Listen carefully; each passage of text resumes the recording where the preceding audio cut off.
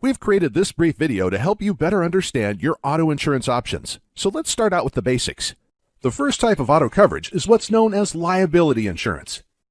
This coverage can help pay for the damage if you're legally responsible for accidentally injuring someone or other property in an auto accident. Auto liability coverage falls into two categories. First, there's bodily injury liability. This covers medical expenses, pain and suffering, lost wages, and other special damages. The second category is property damage liability. This covers damaged property.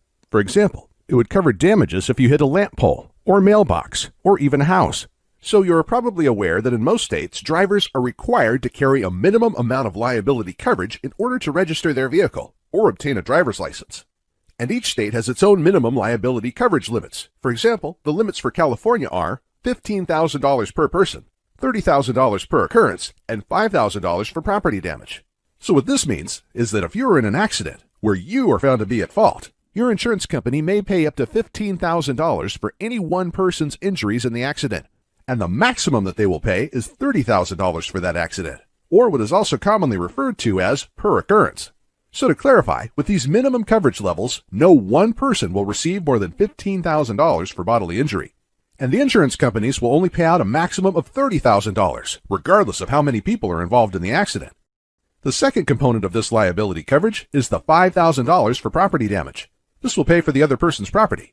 So if you're in an accident and you hit someone else's car, your insurance company would spend up to $5,000 on your behalf to have the damaged car fixed or replaced. So you may be thinking to yourself, $5,000 to replace a car? Or $15,000 to cover injuries? Well, in a different video, we discuss some guidelines for selecting the appropriate auto insurance coverage levels and take a closer look as to why the state minimum coverages may not be enough. So one last point about liability insurance, because this seems to cause a bit of confusion for people. Liability insurance only pays for the other person's injuries and damages to their vehicle.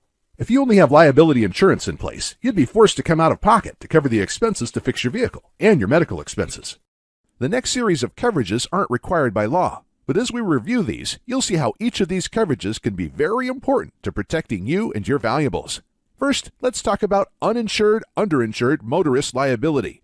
This type of coverage is in place to protect you or your passengers that are hurt as a result of another driver's negligence, even when they don't have insurance.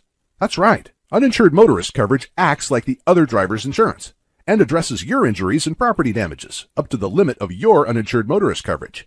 So you may be asking yourself, why is it a good idea to have uninsured motorist coverage when it's mandatory for all drivers to have insurance?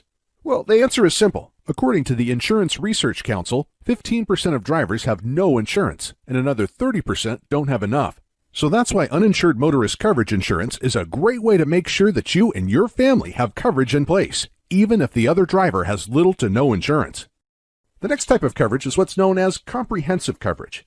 This type of coverage protects you from losses that result from fire, theft, falling objects, riots, storms, earthquakes, floods, and even when there is a collision with a bird or animal. And another way to think of comprehensive insurance is that it applies when there's no accident involved. Comprehensive coverage can also include car theft insurance if your vehicle is stolen or vandalized. It's important to note that comprehensive coverage is normally required if your vehicle is leased or financed. The next type of coverage is collision insurance. This type of insurance pays for the damage to your vehicle resulting from an accident, whether or not the accident is your fault. The next type of coverage is medical coverage. This coverage can help pay for many medical expenses that may not be covered by your existing medical insurance plans.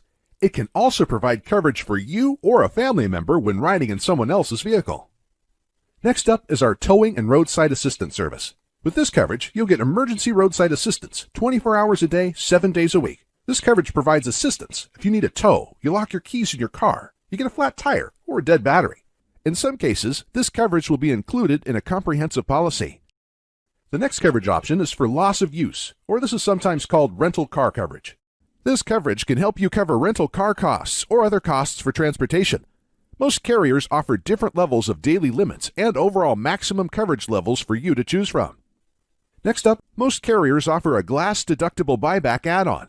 With this coverage, your insurance provider will replace your windshield after you pay a deductible. And in many cases, they'll provide free repairs for small cracks and chips.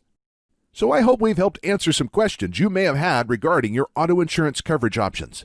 Contact us today so that we can help you make informed decisions in choosing the right coverage to protect you and your family.